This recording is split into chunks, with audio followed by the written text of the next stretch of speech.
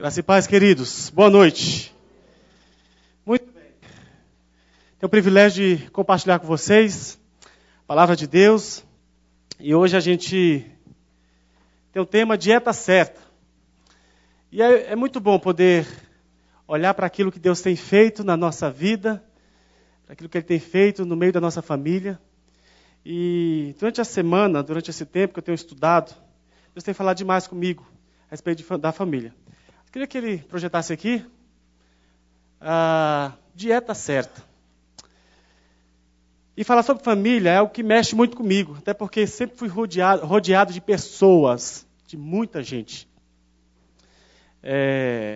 Só para começar, em casa, família, onde eu nasci, são 11 pessoas. Né? Eu até trouxe aqui, esses são os meus pais.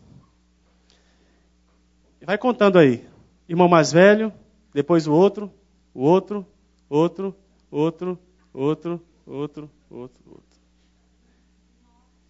Somos 11. 9 filhos. É uma família bonitinha, viu? É bonita essa família. Mas nós somos 9 filhos. E é interessante porque eu nasci num lar cristão. Desde criança eu fui conduzido a andar nos caminhos do Senhor, a fazer a vontade de Deus. E foi com essa família aqui que eu cresci, né? Foi onde eu nasci, princípios e valores que eu aprendi. E eu louvo a Deus por isso. Louvo a Deus por isso. Agora, falar de dieta certa, o tema dieta certa, e eu fui pesquisar o que significa dieta.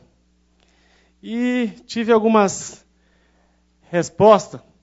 É o conjunto de alimentos e bebidas ingeridos usualmente por uma pessoa que significa, essa dieta significa modo de vida. Olha como é interessante. Então aquilo que eu vou ingerir, aquilo que eu como, ele está muito ligado com isso aí, modo de vida. E nada mais do que muito melhor é saber que a dieta que eu estou trazendo para dentro da minha casa, do meu lar, ela precisa ser encarada como modo de vida. Né? Porque é aí que vai refletir quem eu sou, o que nós temos feito. Tá? E enquanto eu estava estudando sobre isso, eu estava pensando, que alimento poderia de fato ser esse conjunto de alimentos e bebidas que eu ingiro todos os dias, que eu vou comer todos os dias. E aí eu pensei no feijão. No feijão. Quem é que come feijão todo dia? Eu praticamente como quase todo dia feijão. E feijão é um alimento que não pode faltar no nosso prato. Não é? Você já ouviu a mãe falar assim, menino, come feijão, está muito fraco, está muito amarelo, está anêmico. Já viu? Porque o feijão, de fato... Eu fui pesquisar sobre o feijão e eu vi que feijão possui fibra em sua casca, é rico em carboidratos, proteínas, vegetais, ferro, cálcio e vitamina do complexo B. Ainda tem mais. Além de carboidrato presente no grão serem de boa qualidade e fazerem bem para a saúde, não há problema algum em consumirmos o feijão todos os dias. E fala também, ele tem ferro, é fundamental para a respiração celular. Olha que coisa importante. Respiração celular, porque transporta o oxigênio de uma célula para outra, faz com que o organismo funcione bem, de maneira correta e saudável. Sem o ferro, o corpo passa a apresentar problemas como fraqueza muscular e anemia. O ácido fólico, eu precisei tanto de feijão, agora eu vou comer feijão todo dia. Né? Ajuda a manter... Olha, presta atenção. Tem algum casal aqui que não tem filhos ainda? Aqui. Então, é para você, presta atenção. Ajuda a manter o espermatozoide saudável e essencial também para uma gravidez saudável. Você pensa, viu? Sabe aquele cara que já está casado há 10 anos? Viu, Maurício? Não está comendo feijão. Quer filho, não está comendo feijão. Então, o feijão vai ajudar. É o que diz. Além disso, reduz o risco de Alzheimer. Tiagão deve ter comido feijão esses últimos meses, né, Tiago? A esposa está grávida?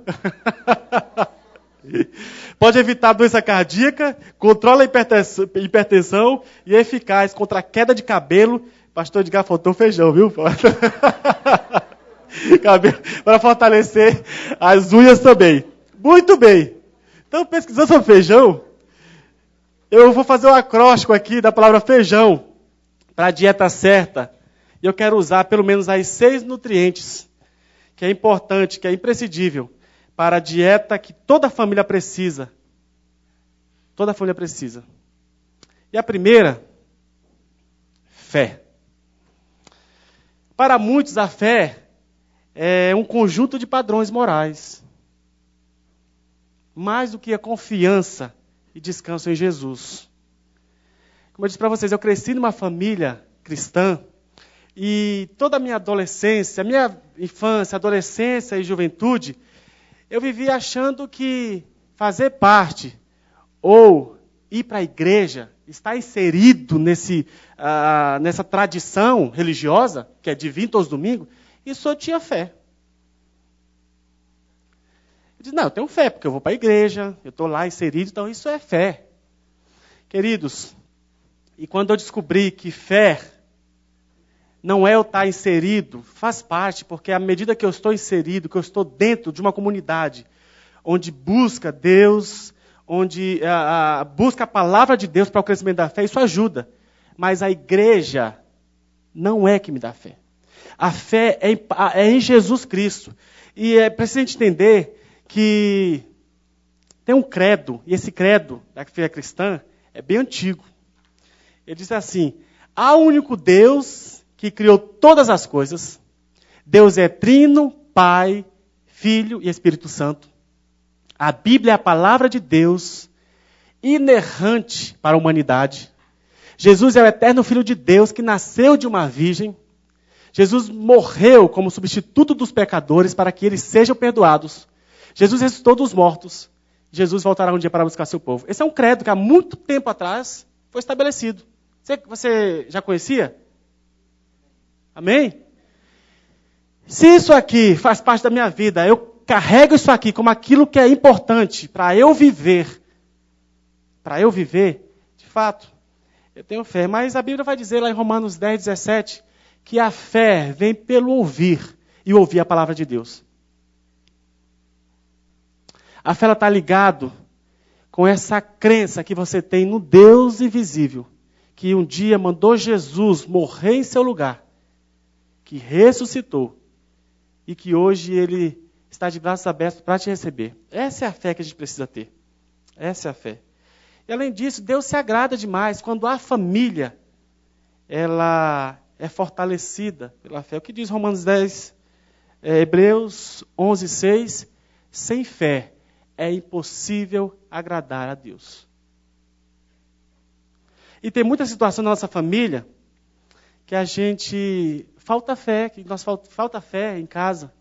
Porque a fé ela não é familiar, ela é individual, ela é pessoal. Mas se eu tenho fé, meu pai tem fé, meus filhos todos estão nessa caminhada de fé, a casa é uma casa que está estabelecida na rocha, é uma casa que está firme.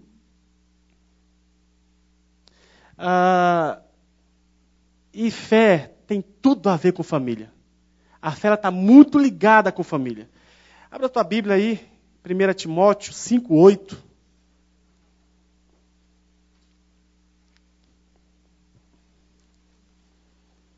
1 Timóteo 5, 8. Quem não tem Bíblia, eu trouxe aqui no slide.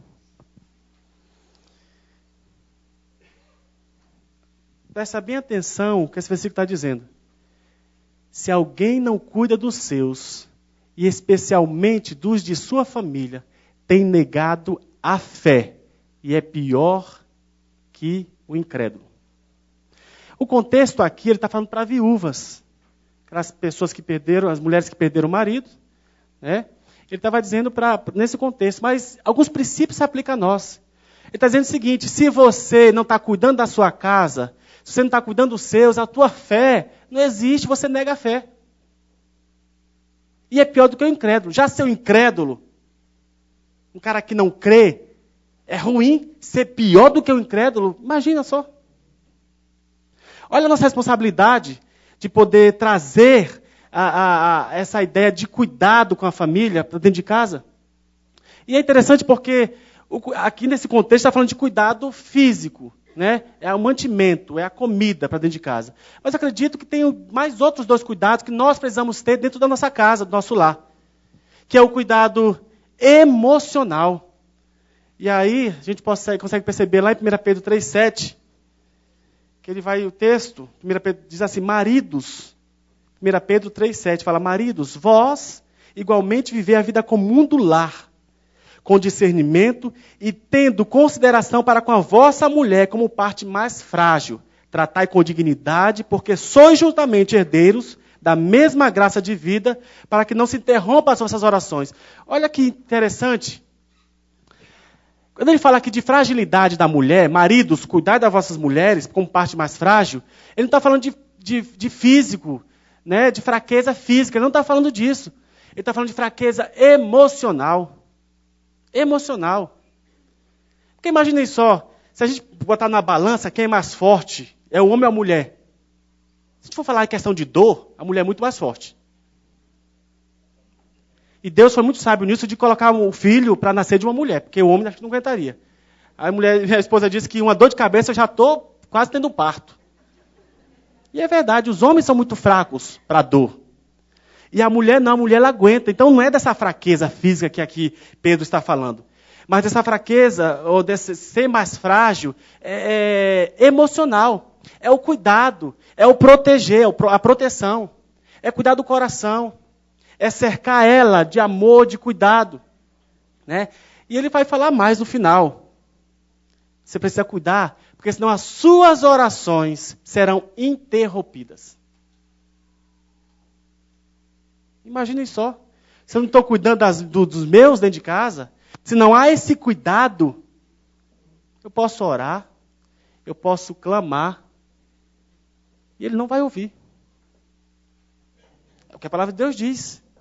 Por isso que está ligado, fé e família está muito ligado.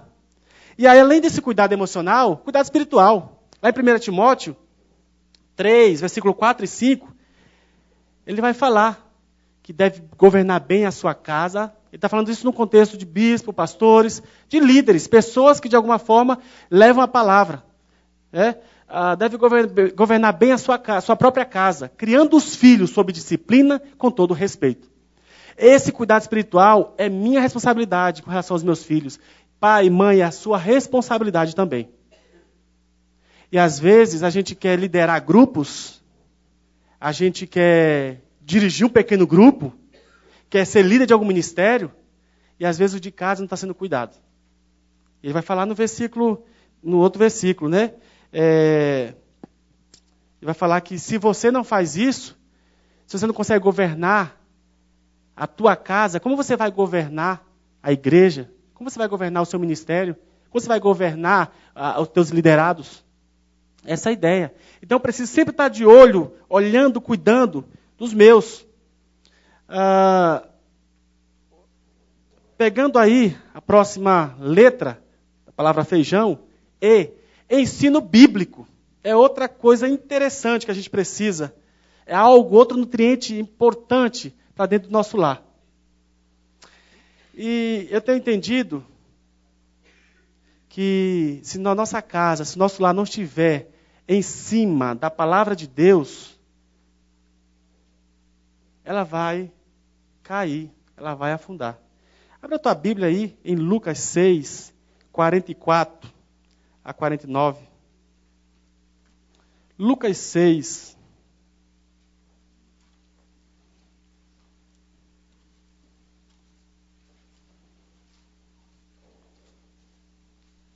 Essa é uma história bem conhecida. Ela conta sobre o construtor sábio e o construtor insensato. Mas vamos ler do versículo 46, 44, 6, 44. Ele fala assim: toda árvore é conhecida pelo fruto, pois não se colhem figos dos espinheiros, nem uvas dos espinhos. O homem bom tira o bem do bom tesouro do seu coração, e o homem mau tira o mal do seu mau tesouro, pois a boca fala do que o coração tem em grande quantidade. E por que me chamais Senhor, Senhor, e não fazeis o que eu vos mando? Eu vos mostrarei a quem é semelhante aquele que vem a mim, ouve as minhas palavras e as pratica. É semelhante ao homem que, edificando sua casa, cavou, abriu uma vala profunda e pôs o alicerce sobre a rocha. E vindo a enchente, a torrente, bateu com ímpeto contra aquela casa e não pôde abalar, pois havia sido bem construída. Versículo 49. Mas quem ouve as minhas palavras e não as pratica, é semelhante a um homem que construiu uma casa sobre a terra, sem alicerces, contra a qual a torrente bateu com ímpeto e a casa logo caiu. E a sua destruição foi grande. Eu já li essa história aqui uma centena de vezes. E a ideia que eu tinha dessa história é que assim, quem constrói a casa sobre a rocha é cristão. Quem não constrói a casa em cima da rocha é o incrédulo. Queridos, aqui está falando no contexto de discípulos, de pessoas que já tomaram decisão diante de Deus, de aceitar Jesus como Salvador. Então é para você e para mim, que tem o Senhor Jesus como Salvador. Por quê? Porque lá no versículo 46, por que me chamais Senhor, Senhor? Né? Isso prova que não é para alguém que não conhece. Por que me chamais Senhor, Senhor? Então é possível sim, alguém que tem o Senhor Jesus construir a casa sobre a areia. É possível. Agora é interessante aqui que no contexto, essa história, ela confronta o blefe dos religiosos. Né? Porque a gente acha que está na igreja, a gente acha que fazer parte dessa comunidade, a minha casa está sobre a rocha, está alicerçada sobre a rocha. Eu não estou dando tiro aqui de que igreja é importante. Daqui a pouco eu vou falar de igreja. E como é importante a igreja na vida da família. Né? Agora, pode ser que uma pessoa que esteja construindo a sua casa sobre a areia, ele tem alguns motivos. Eu vou construir na areia porque eu tenho uma vista muito boa aqui do mar. Né? Porque tem mais terreno para minhas crianças brincar. Mas ele fala assim, olha, esse que ouve as minhas palavras e não as pratica, ele é comparado a essa pessoa. Por isso que a importância, querido, da palavra de Deus dentro de casa, dentro do lar. E ele vai falar, semelhante ao homem que edifica a sua casa sobre a rocha. Esse é comparado ao homem que edifica a casa sobre a rocha. A casa vai vir ruína, vai vir turbulência, vai vir problema, vai vir dificuldade, mas vai ficar firme, intacta. Você tem feito isso na sua casa? Você tem trazido a palavra, a Bíblia, como aquilo que é prioridade para a dieta do seu lar, da sua casa? A vida toda eu fui ensinado a fazer culto doméstico com as minhas filhas. E a gente faz a vida toda. Mas de um tempo para cá eu tenho percebido que não é só abrir a Bíblia, cantar, orar ali com elas, não. Eu preciso inculcar a palavra de Deus. E ensinar essa palavra de Deus é ensinar valores, né? Formar convicções nas minhas filhas. E a gente tem feito isso ultimamente. Eu tenho uma de 13 anos e tenho uma de 7 anos. E a gente tem perguntado bem assim, Carol, Beatriz, se alguém lá na tua escola perguntar por que você adora a Deus, por que você serve ao Senhor, o que você vai falar? E eu tenho ensinado elas a se defender, a defender a fé delas. Se alguém perguntar para ti, Carol, perguntando para você, como é que você crê em Deus se você nem vê Ele? O que você vai dizer? Queridos, às vezes muitos adultos não conseguem defender a sua fé. Por quê? Porque não busca dessa palavra para o alimento diário. Então eu tenho observado que não é só ler, elas precisam compreender o que a palavra de Deus diz. E precisa fazer sentido, porque às vezes, eu vou contar a história aqui de Davi e Golias. O gigante Golias, lutou com Davi, Davi foi com uma funda, posso contar, bonito, e aí? O que ficou isso para elas? Eu preciso sempre pegar algo, tirar dessa história e aplicar na vida delas. O que ele está dizendo para nós? É a confiança em Deus. Que com Deus você é mais do que vencedora.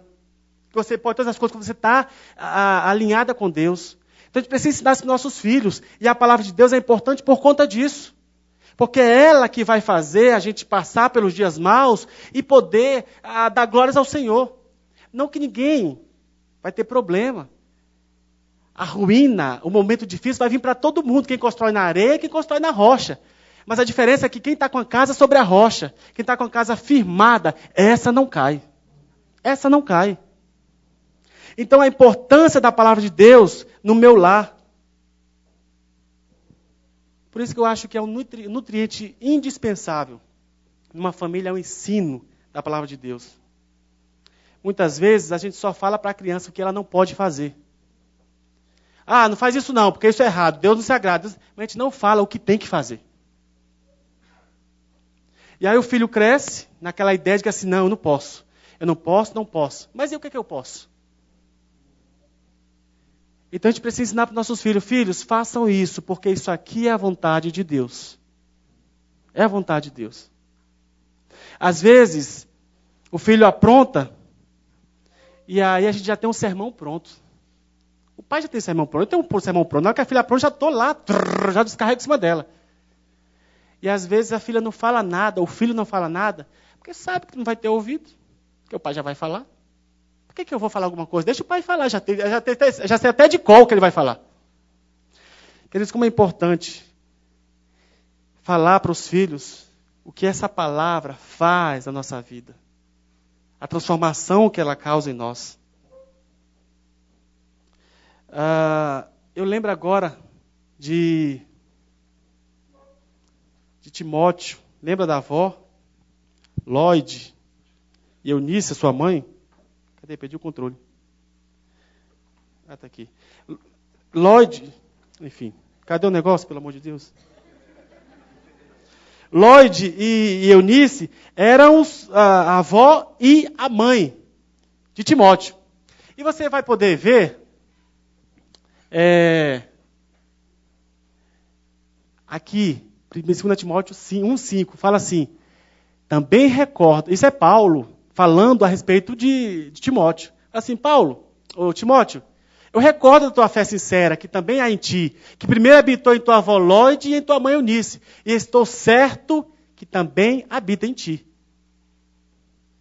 Eu tenho certeza absoluta que essa avó, que essa mãe, dedicava tempo ensinando a Bíblia para esse camarada aqui, para esse Timóteo. Prova disso que Timóteo fez muitas viagens, e ele fez muito discípulo de Jesus, porque ele tinha fincado no coração a palavra de Deus.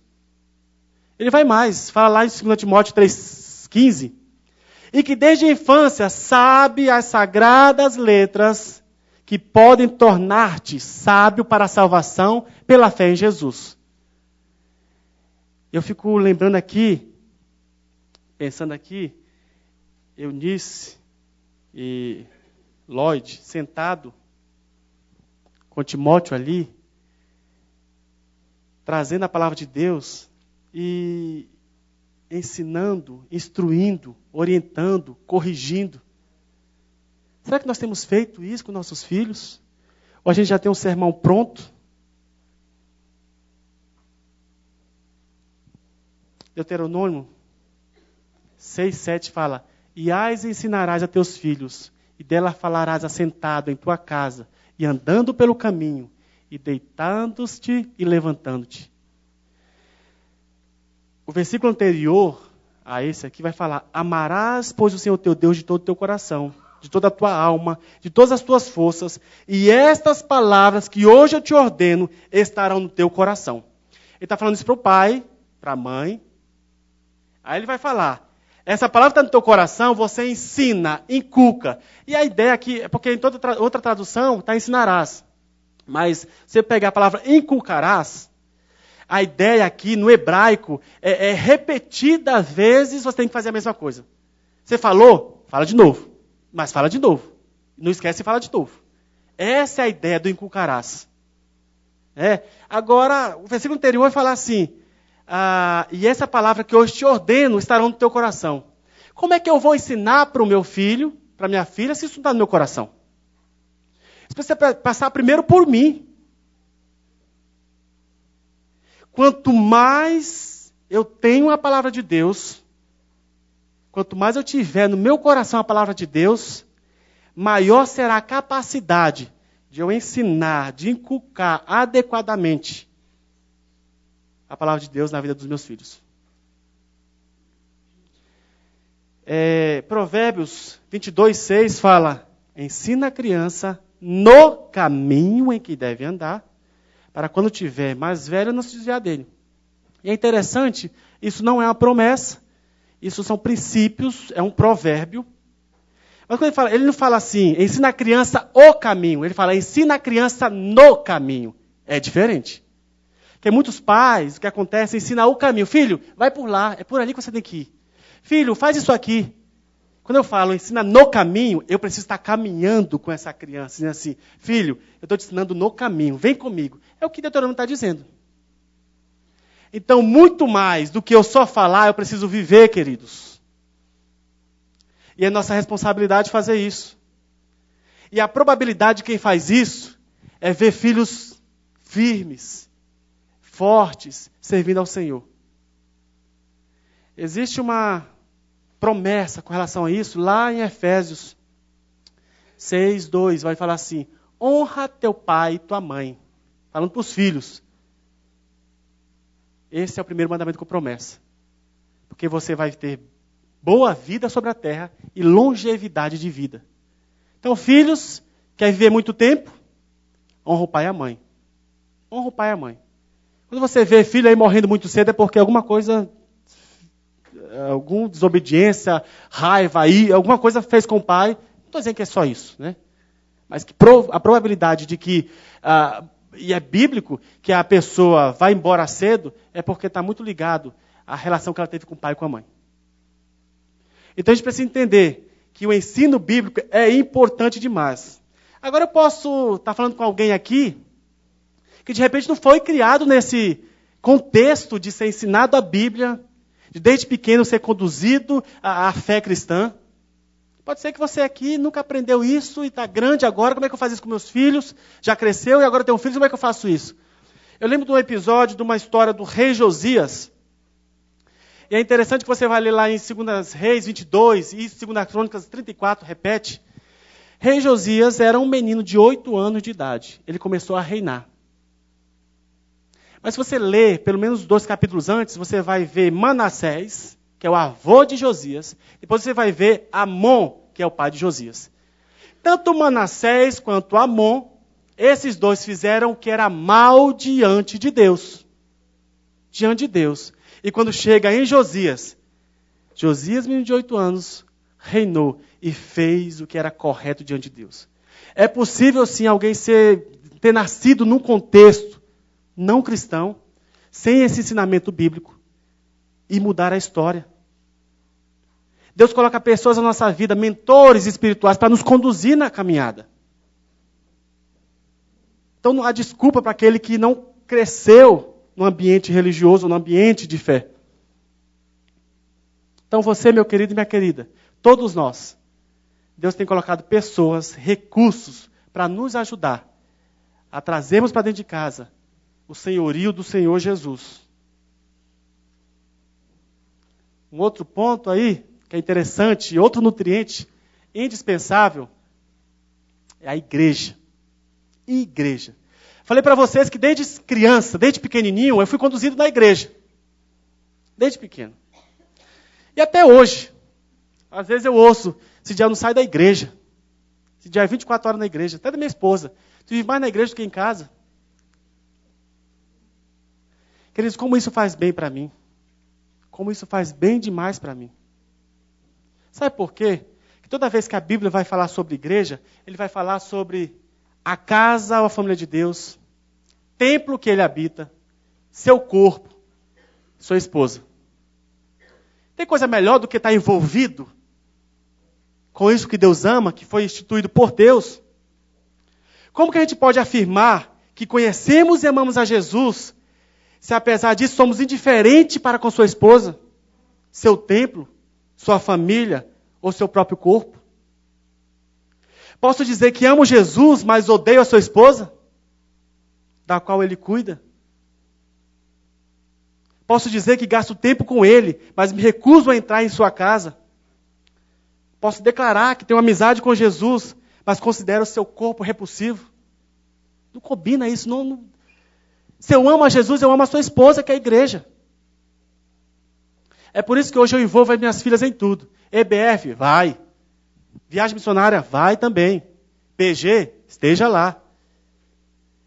Porque é nesse ambiente que ela vai poder, de fato, compreender a importância de eu estar junto com alguém que tenha o mesmo objetivo de adorar, de cultuar ao Senhor.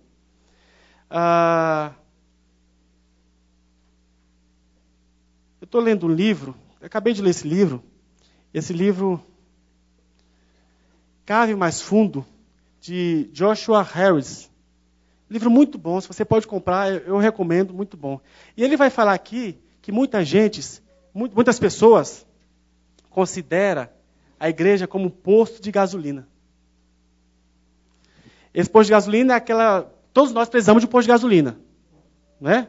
Então, eu vou aqui, abasteci o carro, vou embora. Eu vou aqui, abasteci desse outro posto, vou embora.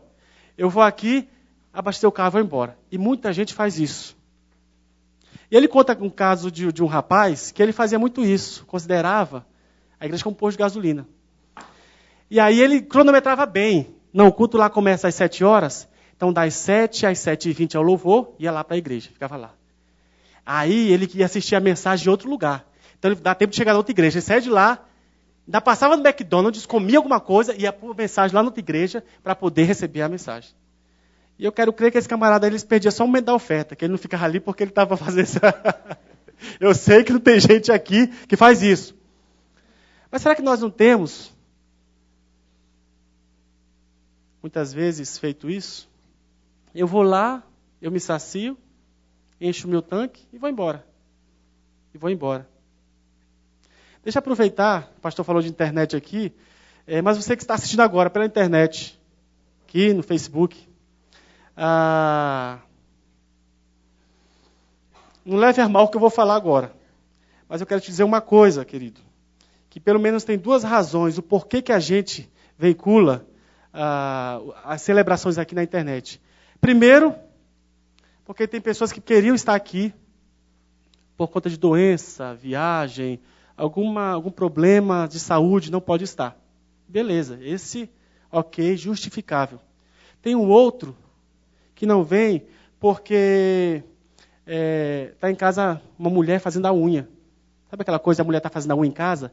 Não vou no culto hoje que eu vou fazer minha unha, mas eu vou assistir aqui. Aí liga lá, internet, aí fica lá fazendo a unha. Querido, isso não é igreja, isso não é participar da igreja. Então, se você pode vir, você tem que estar aqui. Ou então, às vezes, é o futebol, né? De domingo, geralmente tem um futebolzinho. Aí a pessoa pega sempre os melhores momentos. Está a televisão ligada aqui, está aqui a internet ligada. Gol! Corre para lá. Não, a pastora está pregando. Aí fica nessa... Então a gente precisa tomar cuidado com isso. Isso não é ser igreja. Ser igreja é fazer parte, isso aqui é se envolver. É se envolver. Eu falo para vocês que muitas vezes, muitas coisas que eu não cometi, alguns problemas, dificuldades, pecados, porque eu estava na igreja sendo alimentado por vocês. Isso me ajudou demais. Mas o outro ponto também é porque às vezes a internet vai na casa de alguém que tem preconceito com a igreja, né? Aquela coisa de assim, não vou na igreja, crente, não vou lá não, tal, não sei o quê. E aí, de alguma forma a gente entra na casa dessa pessoa, ela percebe o que está acontecendo e aí ela tem vontade de vir. Mas se não é o seu caso, você tem que estar aqui. Você precisa estar aqui. O que diz lá em Hebreus 10:25?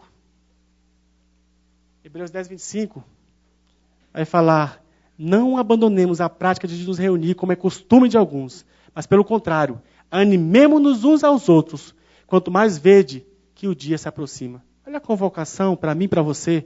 Não abandone, congregue, esteja aqui. É importante que você venha.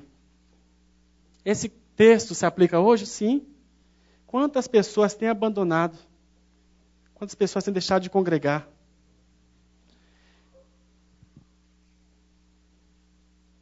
Olha o que o texto fala a respeito da igreja. Vós sois raça eleita, sacerdócio real, nação santa, propriedade exclusiva de Deus, a fim de proclamardes as virtudes daquele que vos chamou das trevas para a sua maravilhosa luz.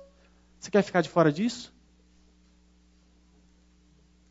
E é interessante, John Stott fala o seguinte: se a igreja é central nos propósitos de Deus, conforme vemos tanto na história como no Evangelho, ela também deve ser central em nossas vidas. Como podemos tratar com leviandade o que Deus trata com tanta seriedade? Como ousamos relegar a preferência àquilo que Deus colocou no centro? na periferia, aquilo que Deus colocou no centro? Pensa nisso, querido.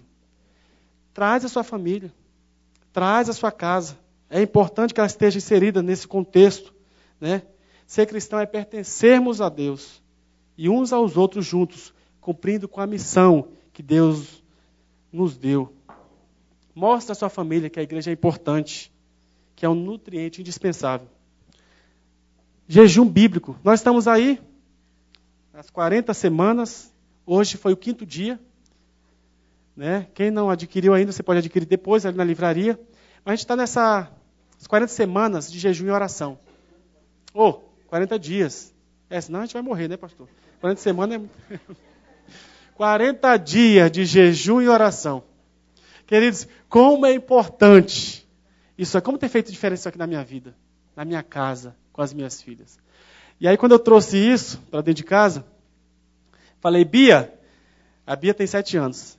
Você vai fazer jejum do quê, filha? Eu expliquei o que é jejum, por que a gente faz isso, todo o contexto. Expliquei para ela. Você vai fazer jejum de quê, Bia? Eu vou fazer jejum da escola.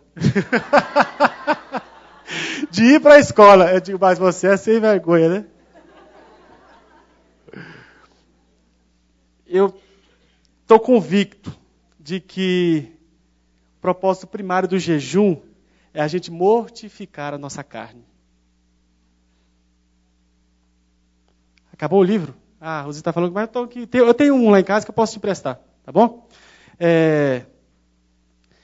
Eu estou convencido de que jejum nada mais é do que uma disciplina espiritual que me ajuda a dizer, isso não é mais importante do que Deus. O jejum que a gente tem feito, eu pelo menos tenho feito, do café da manhã. É uma coisa que eu não consigo ficar sem o café da manhã. É acordar e ter o café da manhã. Então hoje é o 5º dia. Mas eu estava até conversando com o Paulo esses dias, pastor Paulo, falou assim, como o jejum é algo que é importante, verdade. E quando você sente fome, você vai correr para a palavra. Quando você sente vontade de tomar um café, não, deixa eu orar. Deixa eu orar. Você lembra de orar, você lembra de ler a Bíblia.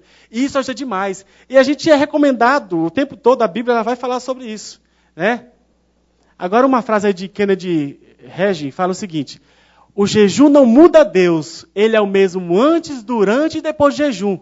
Mas o jejum muda você, ajuda a manter-se mais suscetível ao Espírito de Deus. Se você acha que fazer jejum vai mudar o coração de Deus, vai amolecer o coração de Deus, é assim, não, eu faço jejum porque se eu fizer, Deus vai trazer essa bênção especial.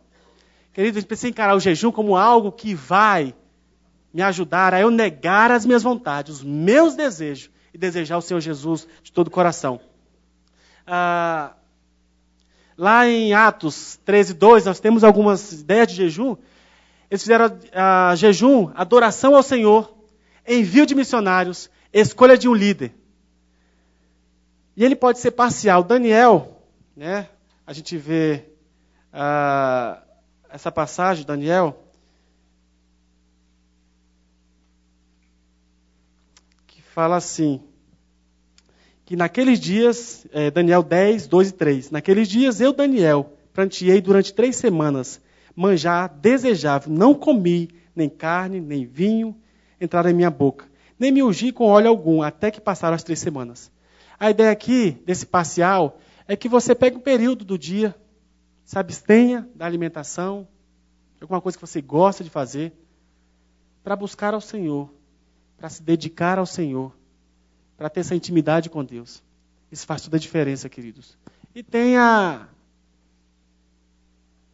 normal, né? Jesus fez, quando ele foi tentado no deserto, que é você se abster de tudo, né? De tudo não, se abster do dia completo, não comer nada durante o dia. Mas aí cada um aqui precisa avaliar a sua saúde, se é possível, né? Mas o interessante aqui, o importante é que você traga isso para sua casa. Seus filhos precisam compreender isso. É importante que isso aconteça no seu lar, na sua casa. Olha o que Esdras entendeu bem isso e disse lá em Esdras 8:21. Então apregoei ali um jejum junto ao rio Ahava, para nos humilharmos perante o nosso Deus, para lhe pedirmos jornada feliz para nós, para nossos filhos e para tudo o que era nosso. É a ideia de você convocar a família a se humilhar, a dizer, Deus, o Senhor é mais importante do que qualquer coisa na minha vida. Amor é o ar. Amor. Eu tenho entendido que amor na família é fundamental para a sua sobrevivência. E esse amor só é possível quando eu tenho esse amor de Deus. Quando o amor de Deus habita em mim e está em mim. Eu não consigo, eu por mim mesmo, produzir amor para os meus que estão dentro de casa. É a partir de Jesus. Você vê que a Bíblia, em 1 João 4, versículo 7, versículo 11, versículo 12, 21, o tempo todo te trazendo a ideia de amem uns aos outros. Amem uns aos outros. Amem uns aos outros. E às vezes a gente deixa isso passar tão despercebido, que a gente até fala para os outros de fora que a gente ama, que a gente gosta. Poxa, como você é especial. E dentro de casa, pessoas que estão conosco, a gente não fala isso. Marido, você tem falado para sua esposa que você a ama? Você tem falado para os seus filhos que você ama? Isso é importante demais. Lembra de Jesus quando foi batizado? Que ele sai ali do Rio Jordão. O que é que Deus fala a respeito dele? Este é meu filho amado, em quem tenho alegria. Jesus sendo Deus, Todo-Poderoso. E Deus falou isso a respeito de Jesus, que é uma palavra de afirmação. Ainda mais nós, seres humanos, carentes, precisamos dessas palavras também. Filha, como eu te amo. É claro que dentro de casa, os filhos são bem diferentes. Né? Tem a pequenininha que é muito pegajosa, a menor lá em casa. Papai te amo, mamãe te amo, como você é lindo. Ai, papai, não sei o que, se deixar, fica no meu pescoço o tempo todo. A Carol, já há 13 anos. Ai, pai, para. Me ama, não sei o quê. Fica me beijando toda hora, não sei o quê, não sei o quê. A gente sabe que isso é bem complicado. Mas, queridos, as crianças precisam entender que você o ama. Que você a ama. É claro que só falar, às vezes, é muito fácil. Mas o amor não é palavra. É muito mais do que isso, é atitude, é ação. Precisamos amar. A maior prova de amor é o amor altruísta. O amor do nosso Deus. Lembra de José? Foi vendido pelos irmãos como escravo. E ele tinha tudo para dizer para os irmãos: vocês pisaram na bola comigo, fizeram um monte de coisa ruim comigo, então eu vou dar o troco. Mas o que ele fez? Amou a família. A família veio e ele saciou a fome daquela família, alimentou aquela família, perdoou a família. E eu não tenho dúvida de que não foi, eu não tenho dúvida que se não fosse o amor de Deus, talvez ele não faria isso, tivesse feito isso. O amor na família precisa ser demonstrado em qualquer situação. Em qualquer situação. A gente precisa entender que vai ter momentos difícil dentro de casa. Que a esposa vai olhar com a cara feia para mim, que vai ter brigas, mas o meu amor não pode deixar de existir. Oração. É um outro nutriente importante, indispensável para a família. Lembra de Jó? Jó 1,5. Eu tenho aqui também. Fala assim: Jó levantava-se de madrugada e oferecia sacrifício de acordo com o número de todos os dele. Pois Jó pensava: talvez meus filhos tenham pecado e blasfemado contra Deus no coração. Fico imaginando meu pai, né? De madrugada orar pelos 9 filhos, ele ia ficar sem dormir a noite toda, porque era muita gente. Você tem feito isso? Se levantar de madrugada? Não, ou tem orado pelo seu filho de manhã mesmo. A minha mãe fazia muito isso, minha mãe. Eu lembro que algumas vezes eu estava deitado lá dormindo, e ela estava lá com a mão em cima de mim orando. Orando por mim. Será que a gente tem orado pelos nossos filhos? Os filhos têm tido essa oportunidade de ver os pais orando? Porque às vezes a gente fala: filho, já leu a Bíblia hoje? Filho, você orou? Mas os filhos não vê a gente orando, não vê a gente lendo a Bíblia. Atos 21:5. Como a família precisa estar envolvida nisso?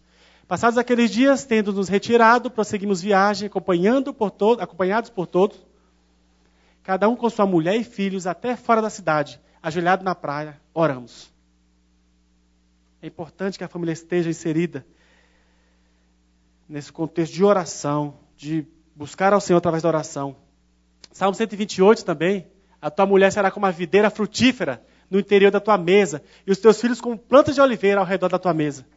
Olha a ideia aí da mesa, a ideia aí de estar sentados juntos, orando. Hoje em dia, quem se alimenta, chegou a hora do almoço, cada um para o canto. O filho vai para o quarto, o outro vai para o computador, o outro vai não sei para onde. A importância de trazer a família para dentro, né? E ali sentado numa mesa, orar ao Senhor, agradecer pela refeição. A gente não pode deixar que isso se perca do nosso lar, da nossa família. Queridos, 6 nutrientes que eu acho indispensável para a nossa família: fé, ensino da Bíblia, igreja, jejum bíblico, amor e oração. Se você tem dado feijão para a sua família, nesse sentido aqui, ela vai ficar firme. Ela vai ficar fortalecida. E é a nossa responsabilidade. É minha e sua. E que Deus nos ajude a cada dia a levarmos isso aqui com tanta seriedade. Porque Deus, além de ser glorificado e honrado por sua família, Ele vai estar olhando para vocês e dizer assim: esse aqui é alguém que está representando o meu reino, está refletindo a minha glória. E a igreja nada mais é do que um corpo de Cristo que deveria impactar famílias que estão sendo destruídas, pessoas que estão alheio a isso que Deus tem para nós. Que Deus nos ajude a levarmos isso muito a sério. Deus, muito obrigado, Senhor, porque a Tua palavra é maravilhosa. A Tua palavra nos fortalece. Obrigado porque nós temos recursos para que a nossa casa ela possa crescer, se desenvolver. Nós temos a Tua palavra, a Bíblia. Nós temos a igreja. Nós temos a fé, que é a convicção de crença no Senhor Jesus. Obrigado, Deus, porque em meio a tanto tumulto e dificuldade, caos que o mundo está passando, o Senhor olha para nós ainda e diz assim: meu filho, fica firme. Me sirva, me busca, porque eu tenho grandes coisas para você. Obrigado, Pai, porque nós somos escolhidos pelo Senhor. O Senhor nos achou e queremos, de fato, responder, demonstrando esse Teu amor, esse Teu poder nas famílias que estão ao nosso redor. Abençoa a nossa casa, o nosso lar, em nome de Jesus. Amém. Obrigado, queridos.